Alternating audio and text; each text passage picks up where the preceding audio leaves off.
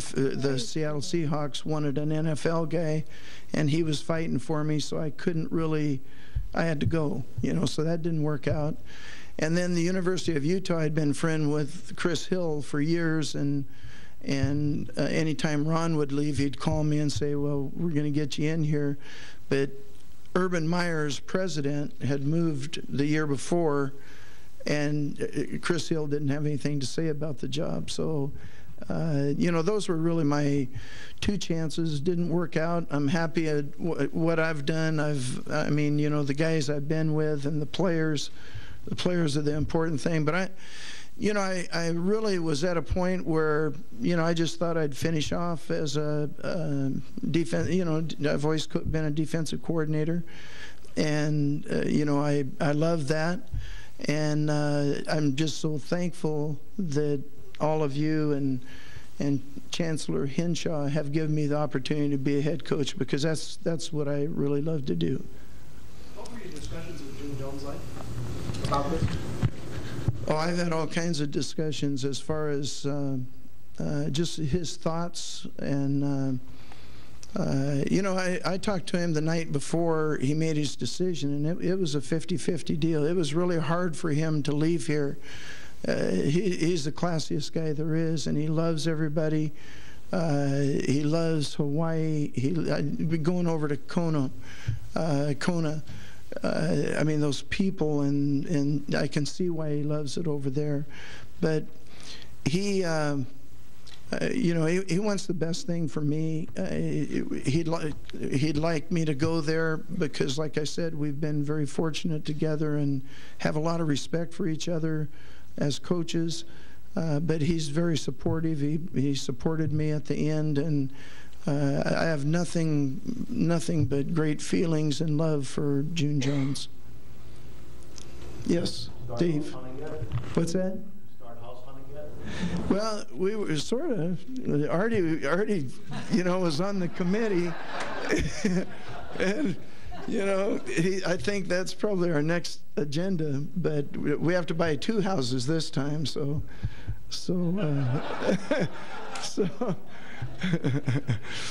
But because I'm going to bring my family over, and they're really excited about it. I mean, you know, they have a great thing going. My daughter's a tennis player and has a horse. I don't know how we're going to get the horse over here, but you know, we're really excited about just getting our family together. We call it the Mac Pack, and we've been together all of our life, and I just don't want to miss my grandson and granddaughter, who are really my son and daughter, are 12 and 13, and I just don't want to miss these years of their life, and they feel the same way, and so you know, they're gonna, and they love Hawaii.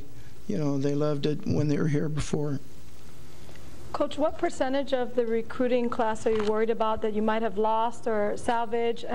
Were you in constant talks with them just to reassure them? I mean, so many people are worried that you've lost a whole class. See, I didn't want to do any of that until I was the head coach, but the guys have really been working hard. They've been talking to guys. We lost a quarterback that we thought was really good from Bakersfield. Because he was a midterm guy. He visited Tulsa and came home and went back to Tulsa. They put the clothes on him. He was going to come visit us. But, you know, there are guys like that. There are guys that there's one guy that was, you know, I'd coached his brother in the pros, and you know, if I was going to go there, he wanted to go there, and you know, there's just guys like that, and these guys have really done a great job of, it's all organized, and we really have to get out. What we need to do is we have to immediately get the guys that we've been recruiting. We have 2 weekends. We have to have visitations. And then when we're done recruiting and getting this recruiting class in the spring, I need to get into every high school in the state of Hawaii. I want to get to know the coaches. We are going to keep the good players in Hawaii. That's going to be our main focus. Rich and I are going to go to Samoa And I mean, we have Mel Purcell's, we have his family down there. There's a big article in the Aloha, you know, the magazine about NFL players, and he was in it. So the time is so right. I'm not really worried about this recruiting season because we're going to, you know, we're going to get who we can get. We're not going to hurry. We want to bring in good kids.